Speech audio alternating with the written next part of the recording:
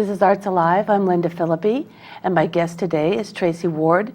And Tracey's back with us again to talk about the latest installment in her Spooks to Spirits. So welcome. Well, thank you for having me back, Lynda. This is really fun.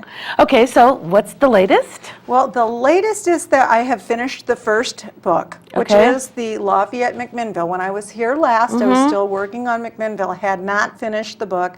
The book is now finished. It is in stores all up and down 3rd Street. You can buy it. It's really fun. I'm working on the next installment. And I'm also working with MCM to do the next show of Haunted Yamhill. Okay. So, and McMinnville was, again, just like Lafayette, very hard to get away from sticking to the history and going to the mystery. But we have sabotage, murder, mayhem, all kinds of things. And a lot of the book is focused on the underground Chinese city that we actually have here in McMinnville. And I was fortunate enough to get down there and shoot some film. And I'm going to be fortunate enough to go down and shoot for the show as well. Okay. So, really exciting. What was the strangest, I mean, of all the weird and strange, what was the strangest and weirdest? Well, the strangest and weirdest is, by far, I think, to me, the Cook Hotel, which is now the Mac Theater, is so extremely haunted that in my research, I'd come across that the company called Casper had come in 1907. No pun intended. Yeah, in 1907, and they had done a kind of a ghost hunting type of thing. Oh, really? And the companies disbarred a bit, but I was able to talk to 3 of the original people that were on this shoot. Oh, really? And they had great stories, which we're going to do reenactments of those stories. Okay. Full body apparitions, light bulbs bursting when they're asking questions if anyone's there. They also saw a cowboy sitting in one of the empty rooms, and he got up, this tall cowboy. He looked tired and old, and as he started walking towards the group and then disappeared, but his footsteps kept coming and continued on by where they were standing. And a couple of the people at that time of the crew members got so scared they left. Wow. They said, that's it, I'm done. So and I did some research and found a gentleman who at the age of 72 had just lost his wife 5 months prior, was a cowboy, had moved here, started his life with his wife, and the week before he died, he went back to stay at the Cook Hotel. Really? And he had told people he wasn't feeling well, and he was coughing, and he'd go down and have his whiskey, and said, I'm just not feeling well, and ended up passing away there. And I'm connecting the dots. Sure. Perhaps that was a wonderful place for he and his wife with really fond memories. It was a very elegant, wonderful restaurant, smoking parlors, really beautiful, and rumored to have had a balcony that wrapped around 2 sides of the building. So in the 30s, it went through or late 30s, early 40s, it went through the transition of becoming the Mac Theater we see today. Oh, okay. Yeah, and most interesting, I think, is in the 500 block, where we have the Crescent Cafe and a number of hidden objects, etc. Well, that actually sits over the top of the Chinese underground.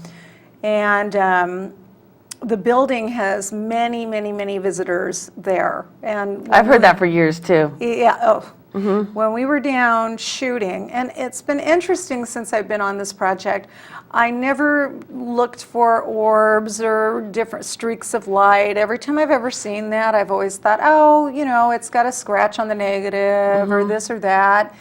And the owners of the building supplied us with their personal photos taken seconds apart where there's nothing. And then in the next shot in a ballroom, there'd be 100 orbs, which are 2 of the shots are in the book. And unfortunately, you can still see the orbs, but the quality compared to the actual shots that I have, unbelievable. But you can still see the orbs. So when we were in there shooting, we were downstairs in the Chinese underground, and when the shots came back, there was one huge orb sitting under a lamp. It looked like it was sitting on a bench.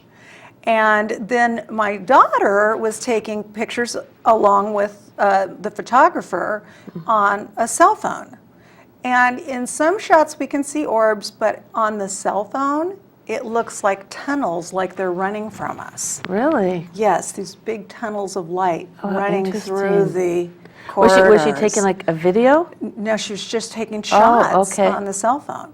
So there's no other lights. There's nothing Oh, yeah, else. no, it's dark. And even in our the CD that comes with the book, Mm-hmm. which is really fun because it's got the actors and the music. We've got sound effects. It's really wonderful. And then, of course, my husband Lars Patrick, who's on KLYC, has narrated the whole show. And we have little ghost voices, and it's very scary. We cover McMinimans and La Rumbla. Not covered, but in the book, is the Tuscan Estates. Their the bed and breakfast. Their little cottage out back has someone who likes to stay there that doesn't pay. Wow. So really fun. And also Panther Creek is in the book, and it gives a really wonderful history of the starting of McMinnville, which we talked about Lafayette, how it was the golden, the Athens of Oregon, it was the golden city, and the sabotage and what happened to try and get And the curse. The curse of Lafayette. Right. And then McMinnville finally winning the county seat. Well, that is all in the story. And of course, William Newby is the center of that story. He was an absolute genius entrepreneur, as well as a little bit of a saboteur. So it's a really fascinating read. But I did have my photographer walk out on us because she saw something. Where were you? Well, we were upstairs in the Warwick's apartments up above on the 500 block.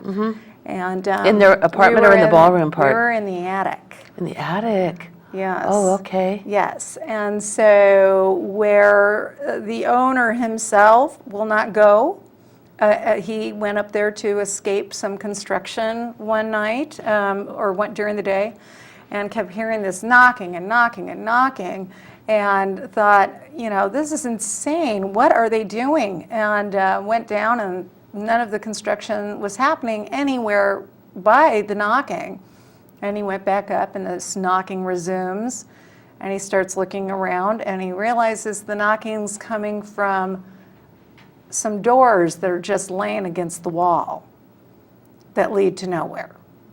And he said, that's it. I'm out of here. I'm out of here. I'm not going back. And then we had the same problem with our photographer. She's like, I'm not going back. I'm sorry. She heard the noise. No, she saw something, ran across the corner of her eye. And Wow.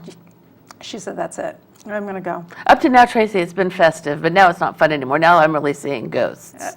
Like, wow, but that's kind of fascinating because that's sort of what you wanted, isn't it? That was the whole point. And it is, and like what I was mentioning is that I never noticed things before, and then when I realized what I should be looking for, even in our little shot on the CD, you can see my son in the sheet. You can see a candle beautifully lit in a graveyard. All those other lights, and then you can also see there's orbs floating around, which I never even noticed until after we did the shoot. Because I thought, oh, it's a scratch or this or that. And then when I saw those shots of those like tunnel lights running from us with orbs, wow, there's something a little more here than it meets the eye. And going back over all of the shots we've done, we've found a lot of different activity, which we will post to our website. So people can come to our website, which is Spooks to Spirits with T-O, S-P-O-O-K-S, T-O, Spirits, SPIRITS.com. And you can run through, look at parts of the book, you can look at parts of the television show that we already have done. We're using the television show that we produce here with MCM as a fundraiser. And we did our first fundraiser at 3rd Street Pizza for YCAP, and we raised 82 meals. Wow, that's fabulous. Yeah, so it was wonderful. So why don't we talk a little bit about what it was like to work with MCM? Oh, it's been wonderful. Everyone here is so helpful, but don't expect them to do the job for you. You know, they're going to teach you how to do the job, then they'll sit and help you navigate to what you've already learned so that you actually know exactly what you're doing. So don't think you're going to come in here and have a staff at your beck and call to do all of the dirty work. You've got to know how to do it yourself. Did you borrow any of the equipment here to take out on your shoot? Oh, absolutely. We borrow the cameras and the tripods. I'm in here diligently editing all of the footage. I've learned, you know, a lot about camera angles and sound and what we need to do to get the shots we need. The last show, learned a lot from the last show. Because the last show, I had to constantly be going out and filming what you call B-rolls, which was just fill shots, because I didn't do enough when I had the opportunity with all of the costuming from gallery, all of the actors, you know, everything, the time and the space and the kindness of all of the people I've worked with, as far as being able to be either in their businesses or, you know, the museums to shoot. Sure. And then you realize you come back and it's like you've got 5 minutes of blank, you know, and so we have to go out and take out the cameras again and reshoot. And it's been lovely. I mean, just calling, making an appointment to check out the cameras and going out and being able to accomplish what we've accomplished. But everyone here is absolutely wonderful and incredibly helpful. I'm a big fan. Good. So let's talk about then, you're now working in the towns of? Dayton and Dundee. Okay. And what are you finding? Well, I can't really tell you, except that I will be focusing on a couple of the big major staples there. One will be the Masonic Lodge and the In Dundee? in Dayton. Dayton, okay. And then as well in Dayton, I'll be focused on the fort. There's a really great backstory about the fort. Okay. A couple of the I don't want to give too much away, No.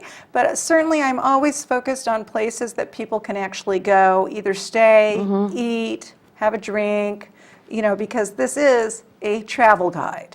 And it is focused on having fun. In fact, in the book itself, there is on one of the back pages is a calendar of events, and that's for the whole year. Okay. So you can, if you want to come or you think you're coming in this month, you can get on our website and find out what actually is happening that month. So it's really fun. Also, there's spa treatments that are you can have. There's restaurants and hotels and entertainment for children as well as the big children. And then, of course, we have the our index on the map as well is the wine tasting. So these are all wineries. Just in McMinnville and Lafayette was 30 wineries and also wine tasting. So it's a very concise map, super easy to read, and really fun. I just actually took my friends out on my personal wine tour a couple weekends ago. Oh, okay. You know, and put the CD in, and you listen to the stories as you're going from one winery to another, and it's really fun. By the time you get to the last winery, you don't know if you're drunk or scared. No, you're scared drunk. Yeah. Or scared sober. Exactly, something like So, that. Yeah, you got to have a good, designated driver.